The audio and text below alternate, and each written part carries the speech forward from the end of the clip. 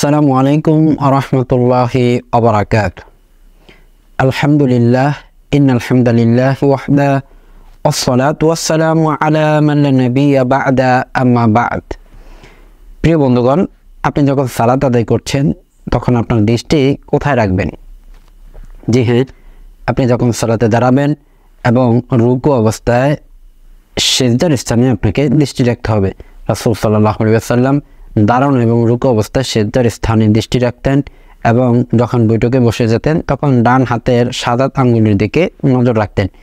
এই হাদিসটি পাবেন সুনানে নাসাই 1275 নম্বর হাদিস। উল্লেখ্য যে সালাতে দোয়া করা অবস্থায় আকাশের দিকে তাকানো নিষেধ করেছেন, অন্যথায় আপনার দৃষ্টি ছিনিয়ে নেওয়া হবে। এই হাদিসটি রয়েছে সহিহ মুসলিমে 428 নম্বর হাদিস, 429 নম্বর হাদিস।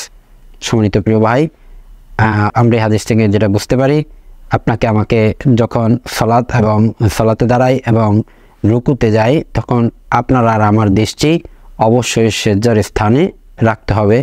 কেউ কেউ আবার বলে থাকেন রুকু অবস্থায় দুই পায়ের মাঝখানে আপনাকে আমাকে তাকিয়ে থাকতে হবে, যেটা একটি বিদআতি কর্ম, যার অস্তিত্ব কোনো ইসলামে নেই এবং যেটি কোনো হাদিস দ্বারা সাব্যস্ত হয়নি।